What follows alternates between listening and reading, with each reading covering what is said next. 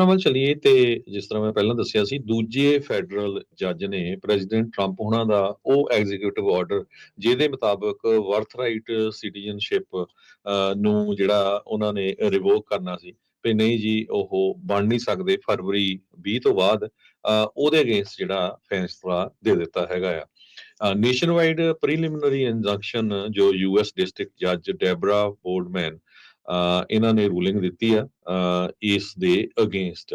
ਕਹਿੰਦੇ ਵੀ ਇਹ ਜਿਹੜਾ ਇਹ conflicts with the plane language of the 14th amendment contradicts 125-year-old binding Supreme Court precedent and runs counter to our nation's 250-year history of citizenship by birth। ਇਹ ਜੱਜ ਹੁਣਾਂ ਨੇ ਉਸ ਰੂਲਿੰਗ ਦੇ ਵਿੱਚ ਲਿਖਿਆ ਆ। ਕਹਿੰਦੇ ਵੀ 250 ਸਾਲਾਂ ਤੋਂ ਚੱਲ ਰਿਹਾ ਹੈਗਾ ਤੇ 14ਵੀਂ ਅਮੈਂਡਮੈਂਟ ਜਿਹੜੀ 125 ਸਾਲ ਪਹਿਲਾਂ ਹੋਈ ਸੀ ਉਹਨੂੰ ਕੰਟਰਾਡਿਕਟ ਕਰਦਾ ਹੈਗਾ। ਕਹਿੰਦੇ ਵੀ no court in the country has ever endorse the president's interpretation. ਕਿਸੇ ਵੀ ਕੋਰਟ ਨੇ ਇਸ ਇੰਟਰਪ੍ਰੀਟੇਸ਼ਨ ਨੂੰ ਇੰਡੋਰਸ ਨਹੀਂ ਕੀਤਾ ਅਮਰੀਕਾ ਦੇ ਵਿੱਚ, ਤੇ ਇਹ ਕਹਿੰਦੇ ਕੋਰਟ ਪਹਿਲੀ ਹੋਊਗੀ ਵੀ ਜਿਹੜੀ ਨਹੀਂ ਇੰਡੋਰਸ ਕਰੂਗੀ। ਇਹ ਕੇਸ ਮੈਰੀਲੈਂਡ ਦੇ ਵਿੱਚ 5 ਜੋ ਪ੍ਰੈਗਨੈਂਟ ਬੀਬੀਆਂ ਸੀਗੀਆਂ ਉਹਨਾਂ ਦੇ ਬੱਚੇ ਜਿਹੜੇ ਜਦੋਂ ਬਰਥ ਹੋਣਾ ਆ ਉਹ ਇੰਪੈਕਟ ਹੋ ਸਕਦੇ ਸੀ, ਉਹ ਕੇਸ ਲੈ ਕੇ ਆਈਆਂ ਸੀਗੀਆਂ।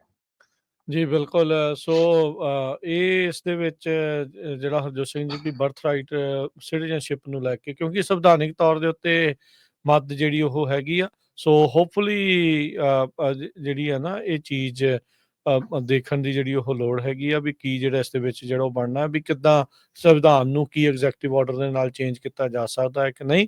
ਪਰ ਇਹ ਵੀ ਚੀਜ਼ ਆ subject to jurisdiction of US, ਉਹਦੇ ਤਹਿਤ ਇਹ ਕੋਸ਼ਿਸ਼ ਕਰ ਰਿਹਾ, ਕਹਿੰਦੇ ਵੀ ਜਿਹੜੇ ਇਲੀਗਲ ਇਮੀਗ੍ਰੈਂਟ ਆ ਕਿਉਂਕਿ ਉਹ US ਦੀ ਜੂਰਿਸਡਿਕਸ਼ਨ ਦੇ ਅੰਡਰ ਨਹੀਂ ਆਉਂਦਾ, ਇਸ ਲਈ ਬਰਥ ਰਾਈਟ ਸਿਟੀਜ਼ਨਸ਼ਿਪ ਵੀ ਉਸ ਦਾ ਅਧਿਕਾਰ ਨਹੀਂ ਆ।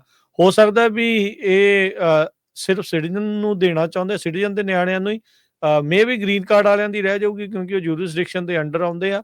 ਜੇ ਉਹ ਗੈਰ ਕਾਨੂੰਨੀ ਵਾਲੇ ਦੀ ਜੇ ਉਹ ਜੂਰਿਸਡਿਕਸ਼ਨ ਦੇ ਅੰਡਰ ਨਹੀਂ ਆਉਂਦੇ ਤਾਂ ਇਹ ਹੁਣ ਨਾ ਮਾਮਲਾ ਸੁਪਰੀਮ ਕੋਰਟ ਤਾਂ ਹਰਜੋਤ ਸਿੰਘ ਜੀ ਜਾਊਗਾ ਹੀ ਜਾਊਗਾ। ਇੰਜੰਕਸ਼ਨਾਂ ਜਿਹੜੀਆਂ ਜ਼ਰੂਰ ਡੈਫੀਨੇਟਲੀ ਇਸ ਦੇ ਉੱਤੇ ਜਿਹੜੀਆਂ ਉਹ ਲੱਗ ਰਹੀਆਂ ਆ। ਟਰੰਪ ਹੁਣਾਂ ਦੀ ਵੀ ਇਹ ਕੋਸ਼ਿਸ਼ ਆ ਵੀ ਚਲੋ ਦੇਖੋ ਕਿੱਥੇ ਤੱਕ ਦਾਇਰਾ ਜਿਹੜਾ ਆ ਉਹ ਲੈ ਕੇ ਜਿਹੜਾ ਉਹ ਜਾ ਸਕਦੇ, ਕਿੱਥੇ ਤੱਕ ਉਹ ਇਸ ਨੂੰ ਧੂ ਸਕਦੇ ਆ। ਇਹ ਜਿਹੜੀ ਚੀਜ਼ ਆ ਉਹ ਦੇਖਦੇ ਆ ਵੀ ਇਹ ਇਵੈਂਚੁਅਲੀ ਅਦਾਲਤਾਂ ਜਿਹੜੀਆਂ ਇਸ ਦੀਆਂ ਕੀ ਫੈਸਲਾ ਜਿਹੜਾ ਉਹ ਲੈਂਦੀਆਂ। ਇਸ ਟਾਈਮ ਜੇ ਦੇਖਿਆ ਜਾਵੇ ਤਾਂ ਹਰਜੋਤ ਸਿੰਘ ਜੀ ਬਹੁਤ ਜ਼ਿਆਦਾ ਜਿਹੜੇ ਕੇਸਿਸ ਆ ਉਹ ਫੈਡਰਲ ਅਦਾਲਤਾਂ ਦੇ ਵਿੱਚ ਟਰੰਪ ਉਹਨਾਂ ਦੇ ਵੱਖ-ਵੱਖ ਐਗਜ਼ੈਕਟਿਵ ਆਰਡਰਸ ਨੂੰ ਲੈ ਕੇ ਚੱਲ ਰਹੇ ਆ।